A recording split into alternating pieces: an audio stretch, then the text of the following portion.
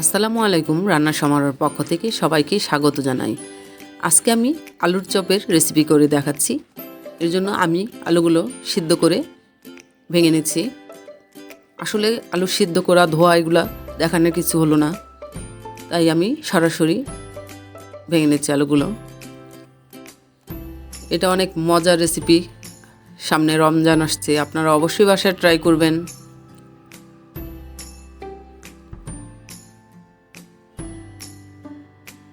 আপনারা ইচ্ছে করলে হাতেও করে নিতে পারেন।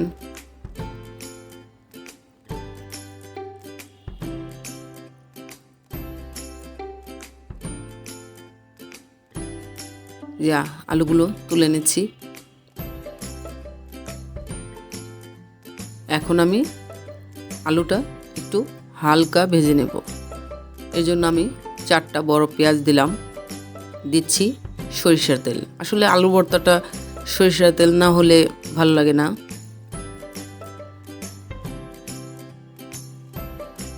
পেঁয়াজগুলা হালকা ভাজার পর আমি এর সাথে দিব একটা ডিম। পেঁয়াজগুলো আমি সাইড করে নিচ্ছি। এক্সট্রা তেল দেওয়ার প্রয়োজন নাই, পেঁয়াজ ভাজার তেল দিয়েই ডিম ভাজা হয়ে যাবে। এখানে আমি একটা ডিম দিচ্ছি। আমি এই ডিমের কুসুমটা আস্ত দেখাতে পারলাম না, আমি ভাঙার সময় ডিমের কুসুমটা ভেঙে গেছে।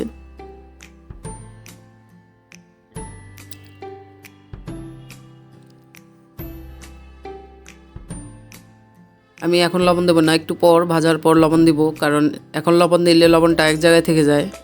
এখন দেবো আমি লবণ এবং 1 চা চামচ পরিমাণ গোলমরিচের গুঁড়া।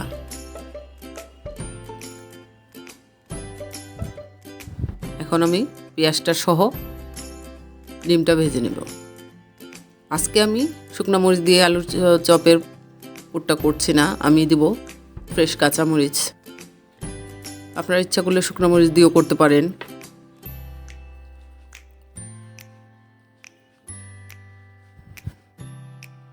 সামান্য ভাজার পর আমি এখন আলুটা দিয়ে দিব।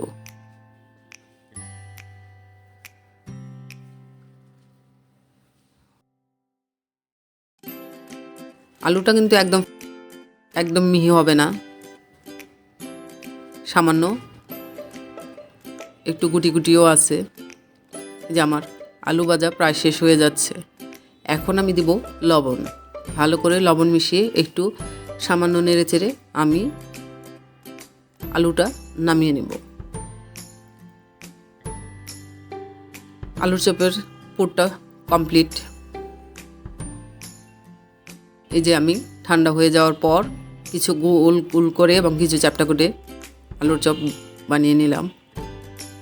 আমি এখন আলুর চপের ব্যাটারটা তৈরি করছি। এর জন্য নিলাম 2 কাপ পরিমাণ বেসন, 1/2 কাপ পরিমাণ চালের গুঁড়া।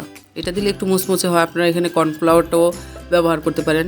নিলাম 1 চা চামচের একটু কম হলুদের গুঁড়া, মরিচের গুঁড়া 1 চা চামচের একটু কম দিলাম, বেকিং পাউডার 1/2 চা চামচ, আদা পেস্ট 1 চা চামচ, কালো গোলমরিচের গুঁড়া 1 চা চামচ এবং সামান্য লবণ পরিমাণ মতো দিয়ে আমি ভালো করে মিশিয়ে নিচ্ছি। এখন আমি অল্প অল্প পানি দিয়ে ব্যাটারটা করে নেব। একসাথে পানি দিতে যাবেন না, তাহলে আপনারা অনেক সময় পাতলা হয়ে যাবে, অনেক সময় এর জন্য আরও বেসন অ্যাড করতে হয়, এটা সমস্যা হয়ে যায়। দেখেন আমার বেসনের ঘনত্বটা কত সুন্দর হয়েছে। এই পর্যায়ে দেব আমি 1 টেবিল চামচ পরিমাণ সয়াবিন তেল। এতে ভাজার সময় আলুর চপে বেশি তেল টানবে না। পারফেক্ট গুলাটা হলো কিনা আপনারা দেখবেন, একটা আঙুল চুবে দেখবেন। দেখেন আমারটা একদম পারফেক্ট।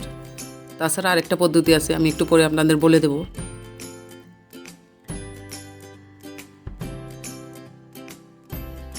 আমি এখন এতে দেব গরম মশলা পাউডার 1/2 চা চামচ এবং সামান্য ফুড কালারটা অপশনাল।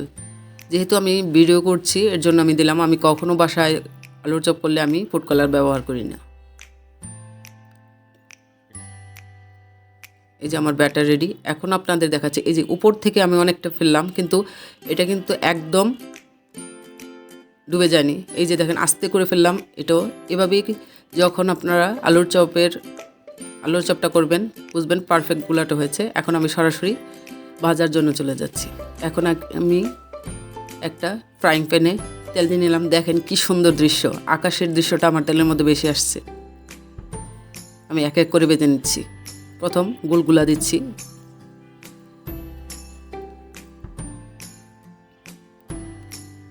এক এক করে সবগুলোই দিয়ে নিয়েছি আমি। আমার আঁচটা কিন্তু একদম হাই না, হাই হলে উপরেরটা একদম পুড়ে যাবে কিন্তু ভিতরে কাঁচাই থেকে যাবে। খুব মিডিয়াম আছে আমি বাচ্ছি। এর জন্য আমি কাঁটা চামচ ব্যবহার করলাম। কাঁটা চামচ দিলে হয় কি এক্সট্রা বেসনটা জড়ে যায়। আপনাদের কাছে এই রেসিপিটি ভালো লাগলে অবশ্যই বাসায় ট্রাই করবেন।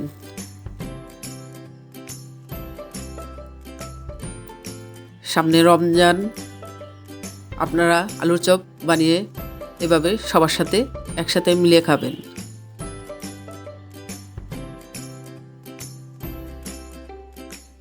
রমজানের আগাম শুভেচ্ছা। সবাই সুস্থ থাকুন, ভালো থাকুন। এই যে আমার আলুর চপগুলো ভাজা হয়ে গেছে, কি সুন্দর দেখা যাচ্ছে, গুল্লু গুল্লু হয়েছে সবগুলো। সবাই ঘরে তৈরি খাবার খান, সুস্থ থাকুন। আল্লাহ হাফেজ।